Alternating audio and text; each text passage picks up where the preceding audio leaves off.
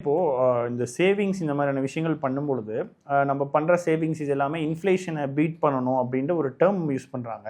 அது எந்த அளவுக்கு சரியானது? உண்மையாகவே நம்ம இன்னைக்கு சம்பாதிக்கிற பணமும் சரி, நம்ம சேவ் பண்ணுற பணமும் சரி, இது எல்லாமே இன்ஃப்ளேஷனை பீட் பண்ணி அதை ஃபோக்கஸாக பார்க்க வேண்டிய நிலைமையில் இருக்கு. ஆமாம். ஸோ கெய்னீசியன் எக்கானமி தியரின்னு ஒன்று இருக்குது. அந்த எக்கானமி தியரி, அந்த கெய்னீசியன்ற ஒரு எக்கனாமிஸ்ட் அவர் என்ன சொல்கிறாரு அப்படின்னா, இந்த எக்கானமின்றது தானாகவே மேனேஜ் பண்ணிக்காது. அரசாங்கம் உள்ளே தலையிட்டு அது எப்பெல்லாம் ஸ்லோ டவுன் ஆகுதோ அப்போல்லாம் வெளியிலேருந்து பணத்தை உள்ளே போட்டு அதை தூக்கி விடணும் அப்படின்னு ஒரு கருத்தியில் அவர் வைக்கிறார்.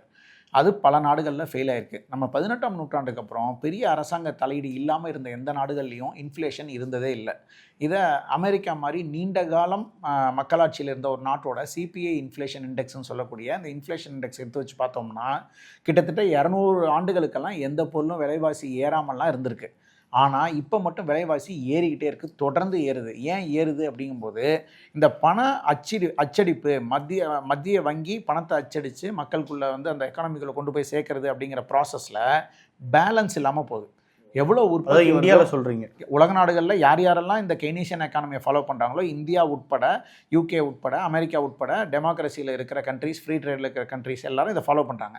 இங்கே இன்ஃப்ளேஷன் வரதுக்கான மூல காரணமே எவ்வளோ உற்பத்தி பெருகி இருக்கோ, எவ்வளோ சேவை வர்த்தகமாக இருக்கோ அந்த அளவுக்கு மேலே அச்சடிக்கப்படுற பணம் ஒரு முக்கிய காரணியாக வந்துடுது. இது இல்லாமல் சில காரணிகள் இருக்குது, பட் இதுதான் ரொம்ப முக்கிய காரணியாக இருக்குது. அப்போ பணத்தை வந்து அச்சடிக்கும் போது அந்த உற்பத்தி அளவோட பேலன்ஸ் பண்ணாமல் இருந்தால் அது வந்து இந்த மாதிரியான ஒரு இடத்துல கொண்டு வந்து விட்டுரும். ஆனால் இந்த எக்கனாமிக்ஸில் வந்து மற்றொரு முக்கியமான விஷயங்கள் பற்றி பேசும்போது இன்ஃப்ளேஷன் அப்படின்றதே வந்து குட் இன்ஃப்ளேஷன் அப்படின்னு சொல்லுவாங்க இல்லையா? இன்ஃப்ளேஷன்றது ஏதோ ஒரு கட்டத்தில் வந்து உயர்ந்து ஆகணுமா? இல்லை, அப்படி இல்லை. அது எப்படி பார்க்கணும் அப்படின்னா, இப்போ வந்து 1980கள்லாம் பார்த்தீங்கன்னா ஒரு 50,000 1,00,000 அந்த விலை மதிப்பீட்டில் அண்ணா நகர் மாதிரியே சென்னையில் ஒரு முக்கியமான இடத்துல ஒரு பிளாட் கிடைக்கிது. இப்போ அதை ஒருத்தர் பார்த்துட்டு ஒரு 10,000 சம்பாதிக்கிறவர், நான் 50,000 சம்பாரிச்சா என்னால் ஒரு சொத்தை வாங்கிட முடியும்னு 10 வருஷம் இலக்க போட்டு சம்பாதிக்கிறார். 10 வருஷம் சம்பாரித்து முடிச்சுட்டு வரும்போது அது 1,00,000 ரூபா நிலையிலேருந்து 10 லட்ச ரூபாய்க்கோ இல்லை 50 லட்ச ரூபாய்க்கோ ஏறிடுது. அப்போ அங்கே என்ன நடக்குது அப்படின்னா, பணத்துடைய மதிப்பு குறைஞ்சு நம்பர் மட்டும் மாறுது. அவர் கூட சம்பாரிச்சு தான் நினச்சி திருப்தி அடையலாமா வழிய அந்த சம்பாரித்த பணத்தை வச்சு அவங்க என்ன இலக்கை அடையணும்னு நினச்சாங்களோ அதை அடைய முடியாது. இதுதான் வந்து இன்ஃப்ளேஷனுடைய நேரடி தாக்கம். இன்ஃப்ளேஷனில் குட் இன்ஃப்ளேஷன் ஒன்று கிடையாது.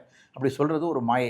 ஏன்னா உங்கள் பாக்கெட்டில் இருக்க பணத்துலேருந்து மதிப்பு எடுத்துகிட்டு போய் புதுசாக அச்சடிக்கிற ஒரு வெற்றுத்தாளுக்கு மதிப்பு கொடுக்கப்படுது. அது எப்படி உங்களுக்கு நல்லதாக இருக்கும்? இப்போது விவசாயிகள் இருக்காங்க, அவங்களுடைய பொருட்கள் வந்து ரொம்ப நாளாகவே ஒரே விலையில் இருக்கும் பொழுது அந்த விலை அதிகரிக்கும் போது விவசாயிகளுக்கும் அது கொஞ்சம் பலனாக போய் முடியும் அப்படின்ற ஒரு வாதத்தை வைக்கிறாங்க. அந்த அடிப்படையில் சொல்லுங்கள். இது வந்து ஒரு எக்கானமிங்கிறது எப்பயுமே செல்ஃப் மேனேஜாக டிமாண்ட் அண்ட் சப்ளை பேஸ்டாக இருக்க வரைக்கும் விவசாய பொருளுக்கு மரியாதை கூடும்போது தானாகவே விவசாய பொருளோட விலை ஏறிக்கும். அதை வெளியிலேருந்து ஒருத்தர் வந்து ஏற்றி விட வேண்டிய அவசியம் இல்லை.